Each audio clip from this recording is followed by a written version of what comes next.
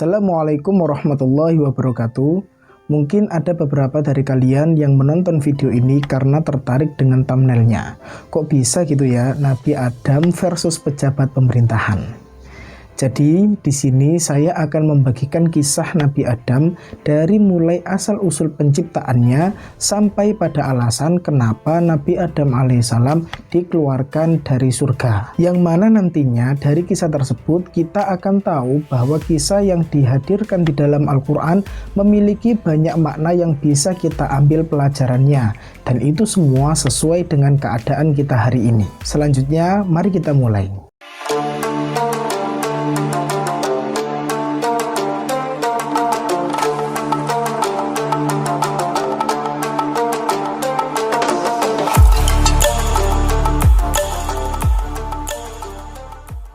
Kisah Nabi Adam alaihissalam di dalam Al-Quran bermula ketika Allah Subhanahu wa Ta'ala memberitahu para malaikat bahwa Allah akan menciptakan Nabi Adam dan keturunannya yang akan menjadi khalifah di muka bumi. Nah, maksud khalifah di sini adalah anak keturunan Nabi Adam alaihissalam secara turun-temurun yang satu menggantikan yang lain dengan tujuan untuk memakmurkan bumi. Setelah mendengar hal tersebut, para malaikat bertanya kepada Allah Subhanahu wa Ta'ala. Hal tersebut disampaikan oleh para malaikat untuk mencari tahu hikmahnya. Jadi bisa dipahami bersama bahwa sikap malaikat yang seakan-akan mempertanyakan kenapa sih Allah harus menciptakan Nabi Adam itu bukan untuk melecehkan atau dengki terhadap anak Adam alaihissalam, yang mana hal tersebut seringkali disalahpahami oleh sebagian orang. Sebab anggapan mereka para malaikat,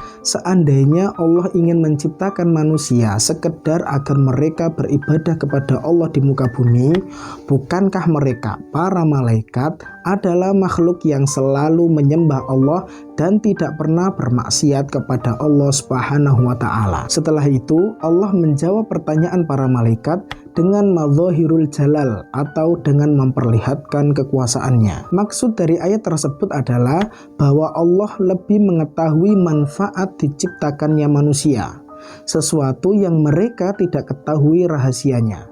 Karena akan ada di antara mereka anak keturunan Nabi Adam alaihissalam yang nantinya akan menjadi nabi, menjadi rasul, menjadi syuhada, dan orang-orang yang jujur dengan keimanannya. Ini sekaligus menjadi bukti bahwa ketika ada manusia yang benar-benar bertakwa dan beriman kepada Allah Subhanahu wa Ta'ala, maka kedudukannya akan melebihi para malaikat. Dan juga sebaliknya, apabila ada manusia yang suka bermaksiat dan gemar melakukan dosa, maka dia pun bisa lebih rendah daripada hewan. Na'udzubillahi min dzalik. Teman-teman sekalian, jika kita cermati lebih dalam percakapan antara malaikat dan Allah Subhanahu wa Ta'ala, ada hal yang menarik di dalam percakapan tersebut, yaitu bagaimana malaikat mengetahui bahwa manusia akan merusak dan saling menumpahkan darah. Di dalam kitab Qisasul Anbiya karangan Ibnu Katsir ada beberapa versi jawaban mengapa malaikat mengetahui bahwa bangsa manusia akan saling merusak dan menumpahkan darah. Di antaranya dari pengalaman para malaikat terhadap bangsa jin. Sebab jauh sebelum Adam alaihissalam diciptakan, Allah telah menciptakan jin. Ternyata mereka melakukan pertumpahan darah. Lalu Allah mengutus para malaikat untuk mengusir mereka. Adapun menurut Imam Hasan Al-Basri, para malaikat mendapatkan ilham tentang masalah tersebut. Ada pula yang mengatakan bahwa mereka mengetahui perkara tersebut setelah diperlihatkan kepada mereka apa yang terdapat di dalam Lauhil Mahfuz. Setelah Nabi Adam alaihissalam diciptakan, Allah lalu memberikannya kemuliaan dengan mengajarkan nama-nama benda yang kemudian dikenal manusia. Setelah itu, benda-benda yang telah diajarkan nama-namanya tersebut disodorkan kepada malaikat dan ditanyakan kepada mereka tentang nama-namanya. Para malaikat pun tidak dapat menjawabnya.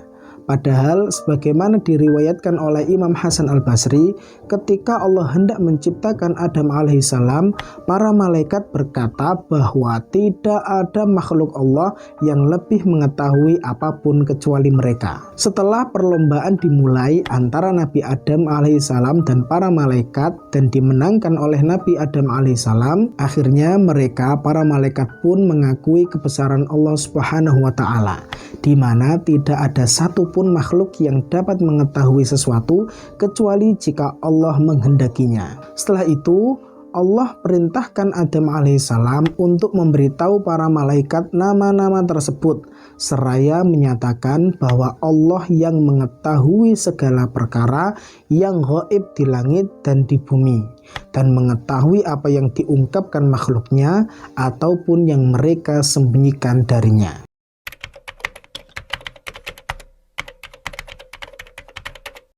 Nabi Adam alaihissalam diberikan 4 kemuliaan oleh Allah. Yang pertama, dia diciptakan oleh tangan Allah yang mulia. Namun teman-teman, jangan dibayangkan bahwa Allah benar-benar memiliki tangan. Pemahaman seperti ini harus kita takwil, bahwasannya yang dimaksud dengan tangan Allah adalah kekuasaan dan iradah Allah. Karena apa? Seandainya kita meyakini bahwa Allah memiliki tangan, maka sama halnya kita ini menyamakan Allah dengan makhluk. Padahal Allah memiliki sifat mukhalafatu lil hawadithi, yaitu berbeda dengan makhluknya. Yang kedua, ditiupkan padanya ruh ciptaannya. Yang ketiga, diperintahkannya malaikat bersujud kepadanya.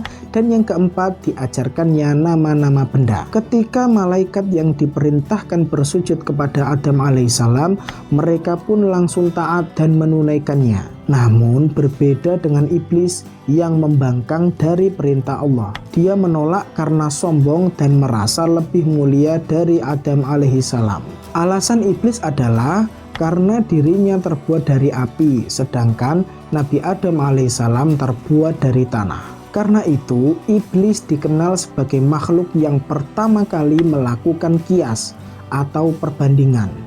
Dia membandingkan dirinya dengan Nabi Adam alaihissalam karena merasa bahwa dirinya lebih mulia. Dia pun menolak sujud kepada Nabi Adam alaihissalam. Padahal qiyas tidak berlaku jika harus berhadapan dengan nas atau wahyu atau perintah Allah. Di sisi lain, qiyas yang dilakukan iblis pun tidak tepat. Alasannya adalah jika iblis menganggap bahwa api yang menjadi bahan dasar penciptaan dirinya lebih baik dari tanah, justru tanah yang lebih bermanfaat dan lebih baik. Sebab di dalam tanah terkandung sifat-sifat keseimbangan, kesantunan, kelembutan, dan pertumbuhan. Sedangkan api di dalamnya terkandung sifat-sifat liar, ringan, dan cepat membakar. Akibat ulahnya, iblis pun diusir dari surga dalam keadaan terlaknat. Namun, hal tersebut tidak membuatnya bertaubat. Justru dia semakin menampakkan kesesatannya dengan meminta waktu penangguhan kematian hingga hari kiamat untuk menyesatkan keturunan Nabi Adam alaihissalam.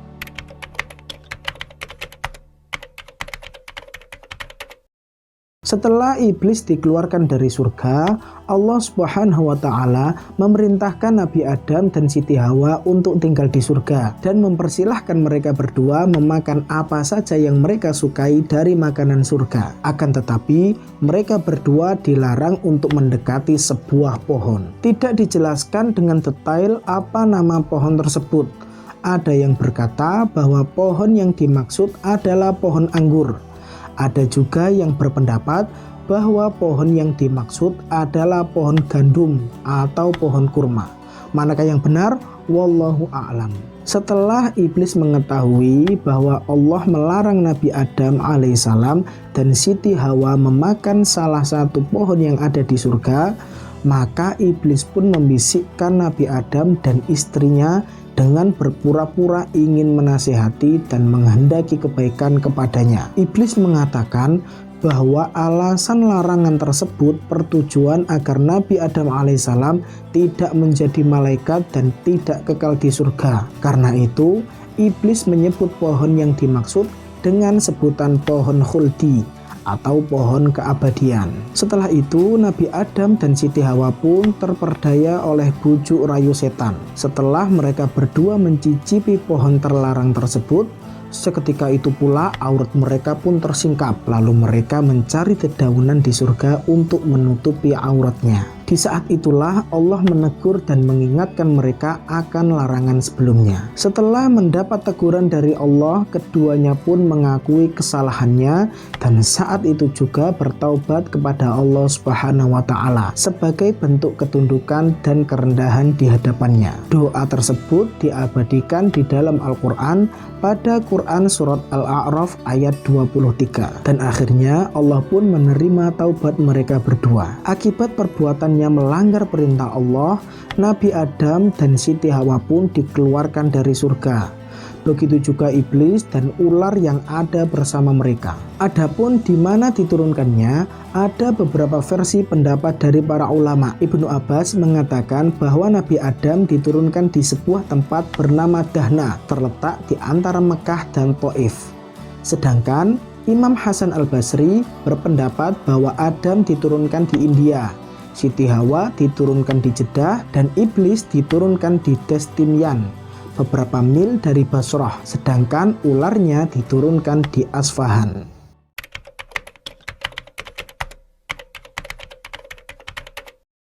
Teman-teman sekalian, banyak dari kita yang salah sangka bahwa Nabi Adam alaihissalam itu lemah dan mudah terkena godaan iblis dan akhirnya dikeluarkan dari surga. Padahal seandainya kita cermati alasan yang paling masuk akal menurut ulama, itu karena Nabi Adam tidak menyangka ada makhluknya yang bersumpah atas nama Allah untuk dijadikan sebuah kebohongan. Saking ta'zimnya Nabi Adam kepada Allah lah yang menjadikan ia terkena godaan iblis. Maka dari itu teman-teman, seandainya ada seorang pejabat yang bersumpah baiat atas jabatannya, lantas dia korupsi, lantas membodohi rakyat, dan tidak amanah dengan janji-janjinya, kira-kira orang tersebut itu termasuk keturunan Nabi Adam atau keturunan iblis laknatullah. Cukup sekian penjelasan dari kisah Nabi Adam alaihissalam.